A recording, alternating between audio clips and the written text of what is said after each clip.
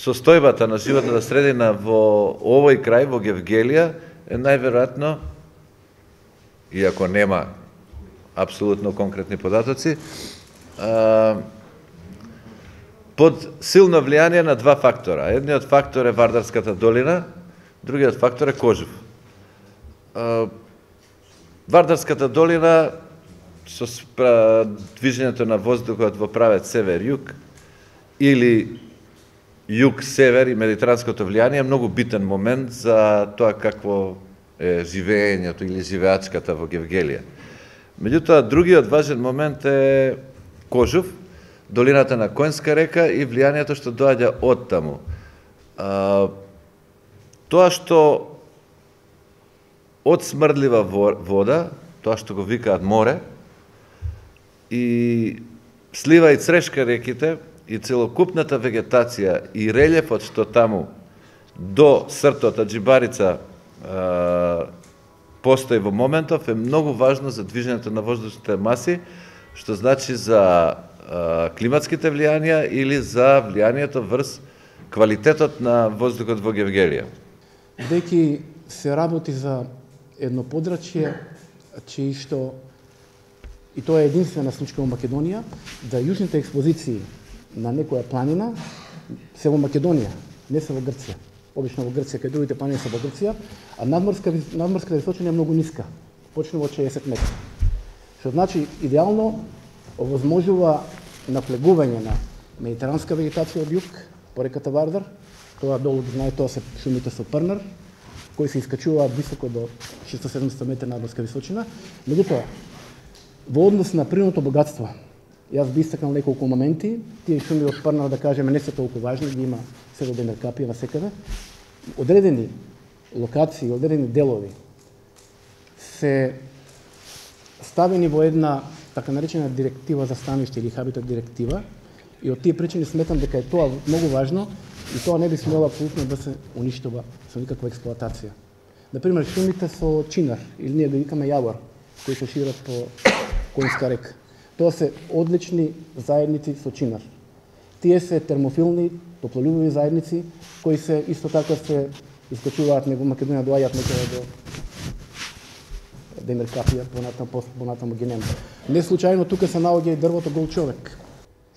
Ќе се уништат еколошките функции на таа шума и она што им го овозможува на граѓаните на Гевгелија и околните населени места, знаеле тие или не. Например, 3000 хектари шума се доволни за да произведат онолку кислород колку што им е потребно на сите овдека, во овој крај што живеат, да дишат и да функционираат. Значи да возат коли, да произведуваат и загадуваат. Тоа значат тие 3000 хектари шума што ќе бидат уништени.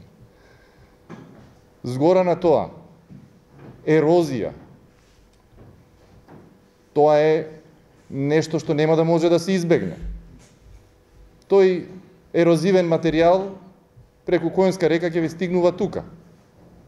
Ама нема да носи само ерозивен материјал, инертен, туку како што слушаме, тоа ќе биде материјал богат со тешки метали кои се најтоксични. Арсен, талиум, антимон. Згора на тоа и слушаме и за технологијата во која ќе се користи огромно количество цијаниди. Не треба да е стручен човек за да предпостави што ќе се случи со тоа. Со користењето на цијанид, разблажен раствор на натриум или калиум цијанид од 0,02% до 0,3%. Тоа значи дека од 20 грама до 300 грама на 100 литри води. 100 литра вода. Тоа е разблажен раствор. Меѓутоа, што представува цијанидот? Од хемиски гледен аспект, тоа е едно соединение со многу едноставна формула. Натриум или калиум цијанид.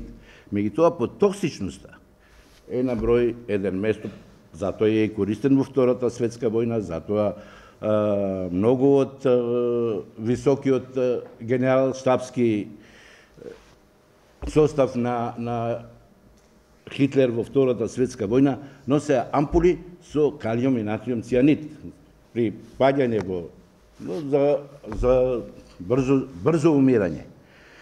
Значи 150 милиграма до 200 милиграма калиум цианид или натриум цианид се доволни за време од 1 до 2 минути убијат човек со тежина од 100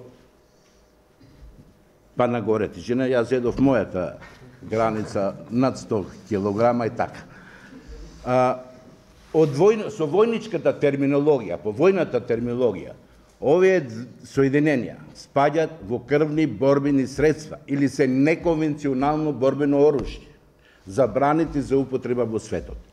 Во оваа технологија, за жал, се користат бидејќи извлекувањето на злато, растворувањето со цианид и доведување во една форма на златен, натриумозлатен дицианид, лесно може понатаму да може да се обработува по било која постапка, или со редукција, или со електролиза.